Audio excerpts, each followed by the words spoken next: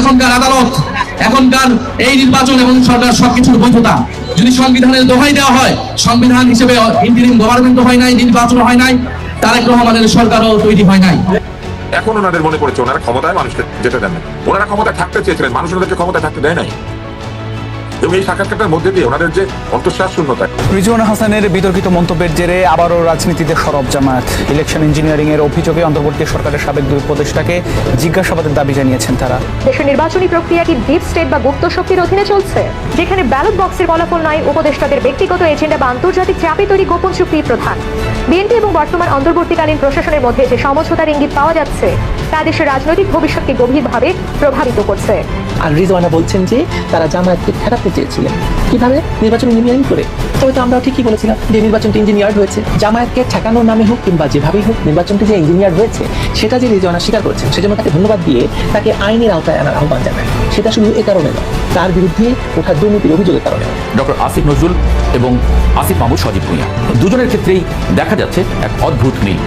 ক্ষমতায় থাকাকালীন তারা ছিলেন সংস্কারের মুখ, কিন্তু ক্ষমতা ছাড়ার পরই তাদের বিরুদ্ধে জমা পড়েছে একের পর এক অভিযোগ।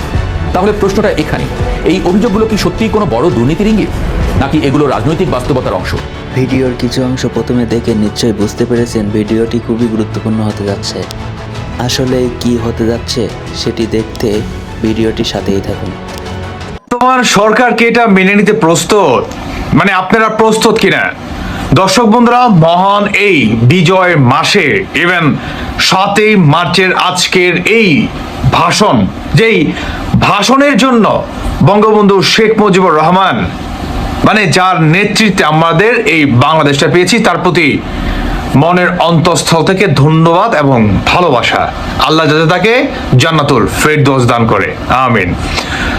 এখন আসুন, এই যে নাহিদ ইসলাম, আচ্ছা একটু পরে আসি, আমরা মীর জাফরদের আজকের দিনে স্মরণ করতে চাই। এটি আইন করে সংসদ থেকে বাস্তবায়ন হোক, যেন এই বাংলাদেশ মেধাবীদের মাধ্যমে সোনার বাংলা, বঙ্গবন্ধুর যে স্বপ্নের বাংলা, সেটি আমরা প্রতিষ্ঠিত করতে পারি।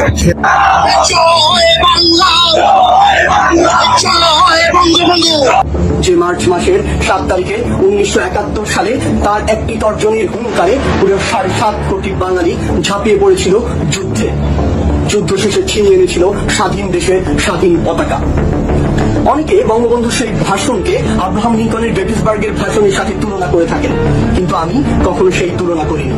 কারণ যে ভাষণ স্বাধীনতার 50 বছর পরেও যে ভাষণের প্রতিটি শব্দ আমাকে শিহরিত করে তোলে, সে ভাষণ পৃথিবীর অন্য কোনো ভাষণের সাথে তুলনাযোগ্য হতে পারে না। তাই তো আহমদ ছফা যথার্থই বলেছিলেন। তিনি বলেছিলেন, বাঙালি জাতির শ্রেষ্ঠ কাব্য বলাকা সোনার তরী কিংবা গীতাঞ্জলি নয়, বাঙালি জাতির শ্রেষ্ঠ কাব্য আর দাবায় রাখতে পারবা না। যে মানুষটি জীবন ও যৌবনের 14 বছর জেলে কাটিয়ে দিয়েছেন শুধুমাত্র এই বাঙালি জাতির মুক্তির জন্য, সেই মানুষটির বুকে শরীরে 18টি গুলি করে ঝাঁঝরা করে তার প্রতিদান আমরা দিয়েছি। এতটাই অকৃতজ্ঞ বাঙালি আমরা। আমি আমার লাইফে মীর জাফর দেখি নাই।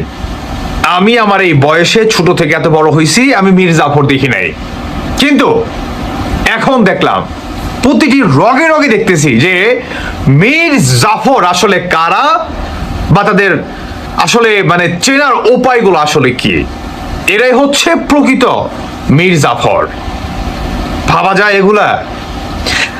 নাহিদ ইসলাম কি বলছে যে ডক্টর ইউনূসের অধীনে যে নির্বাচনটি হয়েছে, সেই নির্বাচন বৈধ যদি হয় তাহলে আওয়ামী লীগ আসতে পারবে না। মানে তার হচ্ছে এই ধরনের কথা যে সংবিধানে যদি নির্বাচন না থাকে, মানে অন্তর্বর্তী গভর্নমেন্টের অধীনে যদি নির্বাচন না থাকে, সেহেতু জনাব তারেক রহমান আপনি নির্বাচিত হয়েছেন, প্রধানমন্ত্রী হয়েছেন, সেহেতু আপনিও তো অবৈধ, আপনার এই প্রধানমন্ত্রীর চেয়ারটিও তো অবৈধ।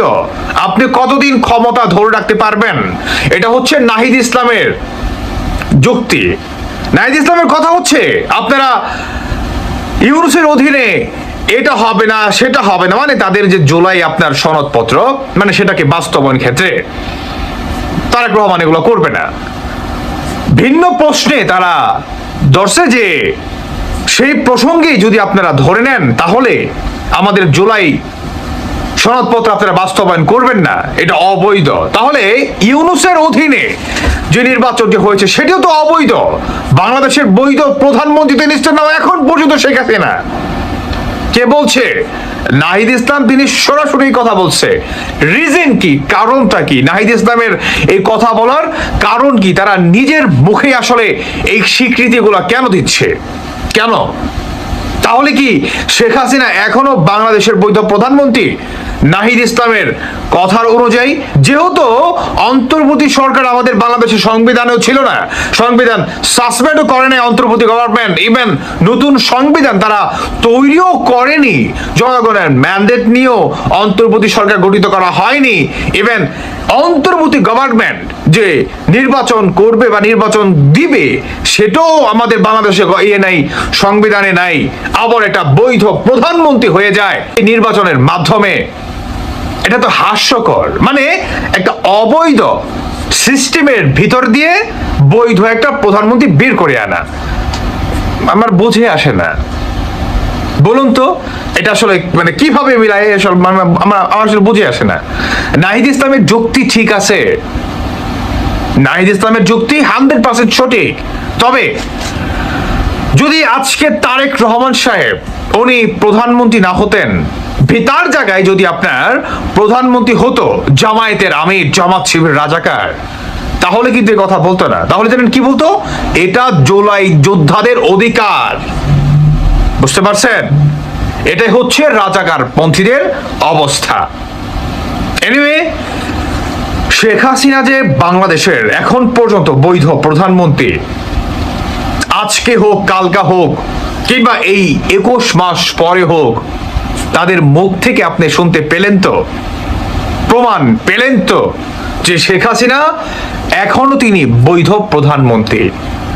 তাদের নিজেদের মুখ থেকে আপনারা শুনতে পেলেন তো যে তারা অবৈধভাবে শেখ হাসিনাকে বাংলাদেশের একজন বৈধ প্রধানমন্ত্রীকে ক্ষমতাচ্যুত করেছে নিজেদের একটা মন্ত্রীর চেয়ারের জন্য। যখন তাদের সেই মন্ত্রিত্বটা পেল না, তখনই তারা বৈধ অবৈধটা ঠিকই জাতির সামনে প্রকাশ করে দিল। বাস্তব একদিন না একদিন প্রকাশ পায়, সেটি আজ হোক আর কাল হোক। নাহিদ ইসলামের কথা, শেখ হাসিনা বাংলাদেশের ইনস্টিটিউট নাও এখন পর্যন্ত বৈধ প্রধানমন্ত্রী। প্রথমত আমি বলি, উপদেষ্টাদের নিয়ে আমি কথা বলছি না, আমি প্রফেসর ইউনূসকে নিয়েও কথা বলছি না। আমি শুধু সেই কথাগুলি বলছি যেগুলি প্রশ্ন করা প্রয়োজন, যে প্রশ্নগুলি বিভিন্ন কারণে আগেও করা হয়েছিল, হয়তো একটু মাইল্ডলি, এখন একটু জোরালো ভাবে করা হয়েছে। এই প্রশ্নগুলি করতেই হবে, কারণ যে কোনো ব্যক্তি যদি পাবলিক অফিস হোল্ড করেন তাহলে তাকে ওই অফিসের মর্যাদার কারণে অথবা ওই অফিসের কাজ করবার কারণেই তার কার্যক্রম নিয়ে আমরা প্রশ্ন করবো এবং তারা উত্তর দেবেন। এটা জবাবদিহিতা। ইউনূস সরকারের বিভিন্ন মানুষকে নিয়ে প্রশ্ন আরো উঠবে এই কারণে যে তারা জবাবদিহিতা সংক্রান্ত বিষয়ে নানান রকম সংস্কার করে বলার চেষ্টা করেছেন যে তারা এটা খুব ভালো বোঝেন, জবাবদিহিতা বোঝেন, স্বার্থের দ্বন্দ্ব বোঝেন, তারা বোঝেন দুর্নীতি কোনটা এবং কোনটা দুর্নীতি না, তারা মরাল করাপশন, ফিনান্সিয়াল করাপশন এই বিষয়গুলো আলাদা আলাদাভাবে ভাগ করতে পারেন। এরা মূলত সুশীলদেরও উচ্চতর সুশীল, এরকম একটি অবস্থা তারা সবার কাছে বলেছেন এবং করে প্রমাণ করার চেষ্টা করেছেন। অতএব তাদেরকে আমরা প্রশ্ন করবো এই সুশীলতার কারণেই, কারণ তারা যে ফিলসফি বা দর্শনকে প্রচার করেছেন, যার উপরে ভিত্তি করে তারা সংস্কার সংস্কার বলে প্রবল নাড়া দিয়েছেন সবখানে, তাহলে সেই সংস্কারের অংশ হিসেবেই তো তাদেরকে আমরা প্রশ্ন করব। তাদেরকে যদি আমরা প্রশ্ন করতে না পারি, তাহলে আমরা কি করে তাদের কথা অনুযায়ী প্রধানমন্ত্রী, রাষ্ট্রপতি, সংসদ এদেরকে প্রশ্ন করব? বরং এরা তো আমাদের লোক, তাই না? এরা আমাদের মতো ছিলেন এই কিছুদিন আগেও। তাহলে এদেরকে আমরা প্রশ্ন করতে না পারলে আর কি করে রাষ্ট্রপতিকে প্রশ্ন করব? অতএব তাদেরকে আমরা প্রশ্ন করবো, এটাই স্বাভাবিক। আমরা এই কারণেই করছি, এটার সঙ্গে কোনো ক্ষোভ, কোনো দুঃখ, কোনো কিচ্ছু সম্পর্ক নেই। আমরা প্রশ্ন করবো কারণ প্রশ্ন করাটা জরুরি, এই প্রশ্নটা করতে হবে, এটার মধ্যে দিয়ে সবাই শিখবে। মানে এবার ওনারা প্রশ্ন উত্তর দিচ্ছেন না, এবার মজাটা দেখেন, ওনারা প্রশ্ন উত্তর দিচ্ছেন কোথায় দিচ্ছেন? ফেসবুকে, সোশ্যাল মিডিয়াতে। কারণ প্রশ্নগুলো সোশ্যাল মিডিয়াতে ছড়িয়ে যাচ্ছে, সেই কারণে, অন্য কোনো কারণ নাই। কিন্তু মেইন স্ট্রিম মিডিয়াতেও কিন্তু এই প্রশ্নগুলো উঠেছে, টক শোতে ওঠানো হয়েছে, তার যখন বিভিন্ন লোক এসে প্রশ্ন করেছেন। আর আমি একা না, কিন্তু হয়তো আমার কিছু ভিউয়ার বেশি আছে বলে আমাকে দেখা যায়, অথবা আমার ক্লিপ কাটে বেশি বেশি, সেই জন্য। কিন্তু এই প্রশ্নগুলো অন্যান্য বহু আলোচক করেছেন। রাকিব নামে উদ্দেশ্যটা কি? আপনারা অপপ্রচার করছেন কেন? যেমন ধরেন আমার স্যার আসিফ নজরুল, উনি তো বিশেষভাবে দুঃখ পেয়েছেন যে বিশেষ গোষ্ঠী অপপ্রচার চালাচ্ছে এবং তার ফলে অনেক মানুষ বিশ্বাসও করে বসছেন যে উনারা যে কত ভালো কাজ করছেন সেদিকে দৃষ্টি যাচ্ছে না, অন্যদিকে দৃষ্টি যাচ্ছে। আর আসিফ নজরুল সাহেব আমার অত্যন্ত ঘনিষ্ঠ, আমি ওনাকে ভাই ডাকি। তো আসিফ ভাইকে নিয়ে তো আমি কোনো মন্তব্য করি নাই। মন্তব্য যারা করছেন, কেউ যদি মিথ্যা মন্তব্য করেন তাহলে সেটা তারা বুঝবেন। যে প্রশ্নগুলি ওঠার মতো রয়েছে মূলত সেটি হচ্ছে যে তিনি আর্থিক দুর্নীতি করেছেন, এটা আমিও বিশ্বাস করি না। আমি মনে করি তিনি কোনো আর্থিক দুর্নীতি করেন না, কিন্তু তার মন্ত্রণালয়ে যদি দুর্নীতি হয়, আর্থিক দুর্নীতি, তাহলে এটা দায় কে নেবে? উনি নেবেন না? শেখ হাসিনার নিচে লোকজন চুরি করেছে, এটার দায় শেখ হাসিনা নেবেন না?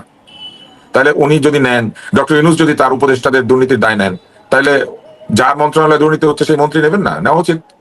তাহলে কিছু কিছু প্রশ্ন এখন করা যাবে। সেটি হচ্ছে, আমরা নিম্ন আদালতে প্রভাব বিস্তারের অভিযোগ শুনেছি, এটা কি একটা মরাল করাপশন না? আমরা যখন দেখি বদি জামিন পায় কিন্তু আনিস আলমগীর জামিন পায় না, তাহলে সেখানে আমরা প্রশ্ন করতেই পারি যে সেখানে নিশ্চয়ই কারো না কারো প্রভাব বা কারো না কারো ইশারা রয়েছে। সেটা কে? সেটা আসিফ ভাই নাও হতে পারেন, কিন্তু কারো তো নিশ্চয়ই রয়েছে যার প্রভাব আদালত পর্যন্ত পৌঁছায়। আদালত কি প্রভাবিত? এর উত্তর আদালত দিতে পারবেন, এটা আমরা জানি না।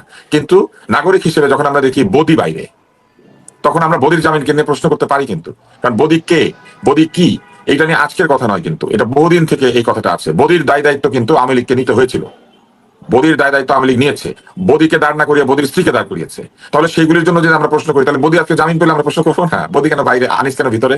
আমরা স্লোগান যদি দিতে পারি। কিন্তু এখন সাব রেজিস্ট্রাররা বদলি হয়েছেন, আইন মন্ত্রণালয়ের অধীনে সাব রেজিস্ট্রাররা আছেন, এরা ঢালাও ভাবে বদলি হয়েছেন। তাহলে এই বদলিগুলি কি সবই নিয়মতান্ত্রিক ভাবে হয়েছে কিনা, এটা প্রশ্ন হতে পারে না? এখন কেউ যদি সাব রেজিস্ট্রারদেরকে গিয়ে প্রশ্ন করে তারা কোথাও লেনদেন করেছেন কিনা, তারা কোথাও কোনো কিছু বিনিময়ে এই ট্রান্সফার পোস্টিং হয়েছে কিনা, প্রশ্ন উঠতে পারে। সেই প্রশ্নের জবাব দিতে হবে। এই প্রশ্ন করাটা কোনো অন্যায় না। এই প্রশ্নটা হলে প্রশ্নটা জবাব দিয়ে দিতে হবে। যেমন স্বাস্থ্য মন্ত্রণালয়ে দুর্নীতি হয়েছে এবং স্বাস্থ্য মন্ত্রণালয়ে সে দুর্নীতির দায় নূরজাহান ম্যাডাম নেন নাই।